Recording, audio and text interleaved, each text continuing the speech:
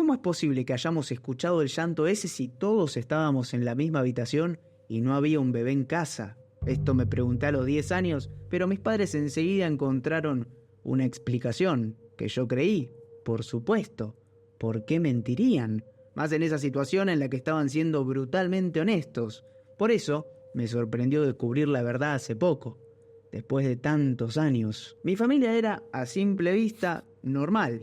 Padre y madre, muy trabajadores, se mataban para que nosotros tengamos todo, pero sin dejar de ser tan atentos y amorosos. No es que éramos la familia perfecta, estereotipo de series, teníamos problemas, pero supongo que eran normales de una familia promedio de esa época. O por lo menos de eso estuve convencido durante gran parte de mi infancia, porque si bien éramos una familia promedio, había algo particularmente raro que no veía que otros padres hicieran, no de una manera tan sospechosa como los nuestros. Resulta que todos los viernes mis viejos se juntaban a cenar con un matrimonio amigo, cenas a las que nunca nos quisieron llevar porque ellos no tienen hijos, se van a aburrir mucho, vamos a hacer cosas de grandes nomás.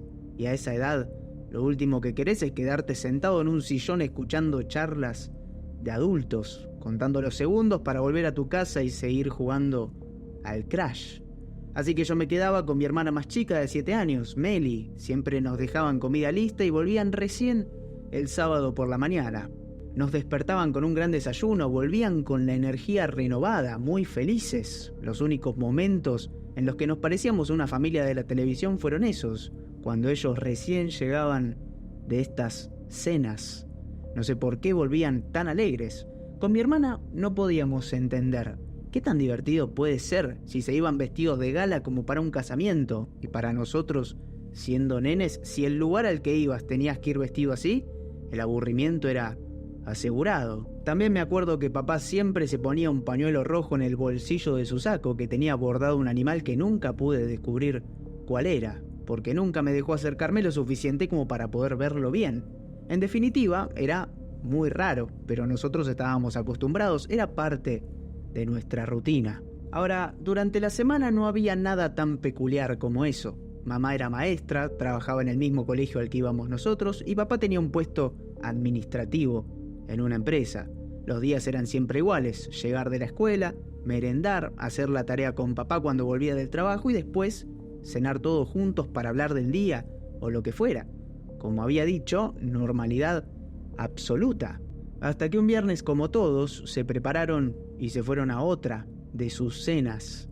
Nos dejaron unas hamburguesas ya preparadas que yo tenía que recalentar como ya me habían enseñado. No era algo que nos genere angustia, siempre aprovechábamos con Meli para ver películas que sabíamos que no nos dejarían ver de la colección de terror de papá. Pasaron las horas y nos quedamos dormidos en el sillón con la tele prendida. Se hizo de día y los primeros rayos del sol me molestaban, así que la desperté a Meli y la llevé conmigo a la habitación de mis padres.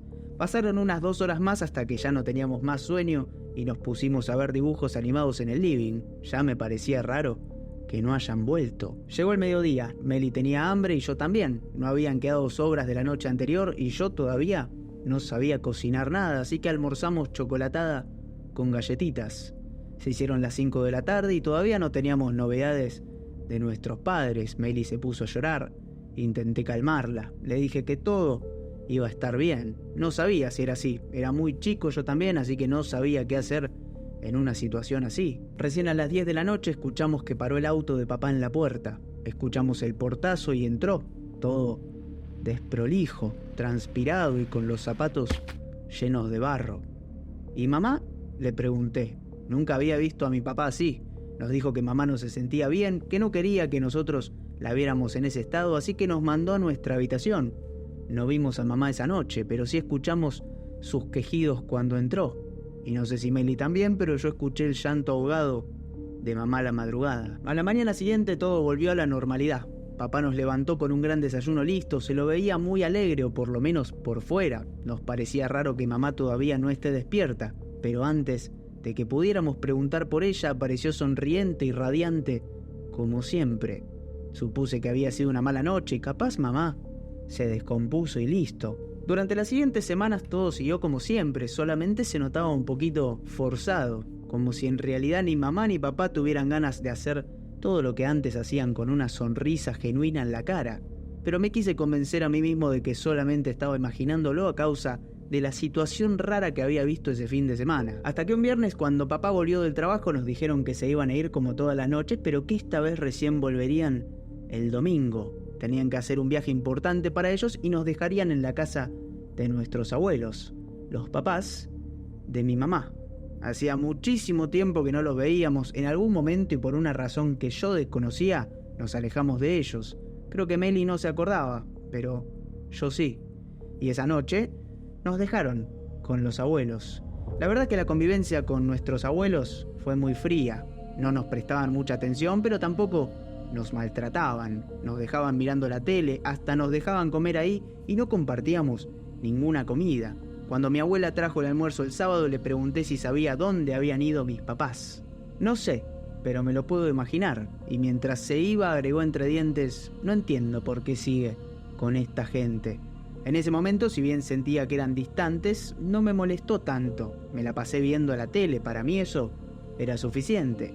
El domingo al mediodía nuestros padres nos pasaron a buscar, ni hablaron con mis abuelos. Nos subimos al auto y nos fuimos. Eso sí me pareció raro, me dio como tristeza ver a mis abuelos así. Desde ese momento ya la vida con mamá y papá fue muy diferente a lo que era antes. Mamá estaba muy irritable, todo era motivo de un reto a los gritos. Si hacíamos mucho ruido jugando, si hacíamos silencio pero nos quejábamos de que estábamos aburridos, si la tele estaba prendida, todo la hacía enojar. Y mi papá ya no le hablaba a mi mamá.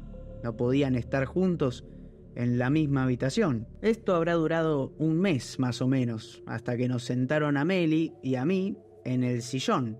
Nos dijeron que tenían que decirnos algo muy importante, algo muy serio, que no eran buenas noticias para nosotros, pero que eso no quiere decir que no nos amen. ¿Vieron el viaje que hicimos?, dijo mamá. Papá siguió explicando. Bueno, lo hicimos porque nosotros éramos parte de un grupo. Al principio eran buenos, pero ahora ya no podíamos seguir viéndolos. En este viaje hicimos algo para poder abandonarlo, pero eso que hicimos hacen que mamá y papá ya no puedan estar juntos. No quería creerlo, aunque un poco lo esperaba. Era chico, pero también muy perceptivo, además de que la situación era muy obvia. No nos quisieron contar qué hicieron ni a qué se referían con ese grupo. Con el tiempo entendí que era una secta. Mamá nos quiso seguir consolando, diciendo que íbamos a vivir con ella y podíamos ver a papá cuando quisiéramos, hasta que escuchamos algo y quedamos todos en silencio. Mis padres se miraron y en sus caras se veía el terror. Estaban tan asustados como nosotros. Lejos, pero sin duda, adentro de nuestra casa se escuchó un llanto. Parecía ser el de un bebé. Obvio que no había uno en la casa. Cuando le pregunté a papá si eso era un bebé, me dijo: no, debe ser un gato peleando. A veces suenan parecido. Y mi mamá asintió con la cabeza. En ese momento les creí. Era verdad que a veces el chillido de un gato puede sonar como un bebé llorando. Pasó el tiempo, los dos se separaron y aunque al principio costó acostumbrarse a eso, todo se volvió normal. Pero esta vez normal de verdad, nada de reuniones raras los fines de semana, solamente nos veíamos con mis abuelos y salíamos a pasear con mi papá.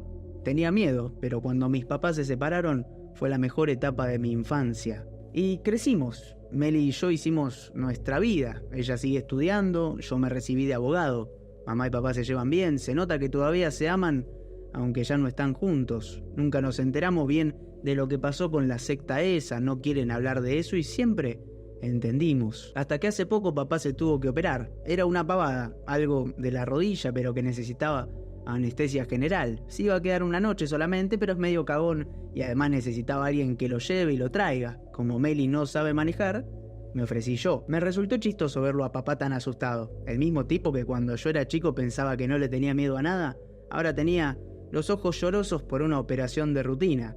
No soy tan malo, no me reí en ningún momento y lo acompañé bien, pero ya sabía que cuando haya pasado el tiempo suficiente, alguna que otra gastada se iba a llevar. Entró al quirófano, yo me acomodé en el pasillo para dormir una siesta, pero fue tan rápido que ni llegué a conciliar el sueño. Salió medio dormido, lo seguí hasta su habitación y el enfermero me avisó que va a estar un poco desorientado por una hora o quizá un poco más.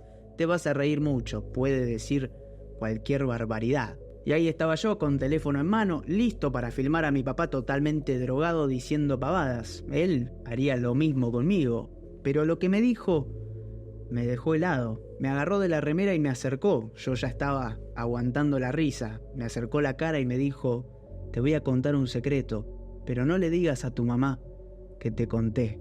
Por supuesto que asentí con la cabeza. Entonces me susurró algo con un poco de miedo en su voz, como si estuviera aguantando las ganas de llorar. ¿Viste que te dije que hicimos algo con tu madre para salir de la secta? Tuvimos que entregar una vida y entregamos la que estaba creciendo en su vientre.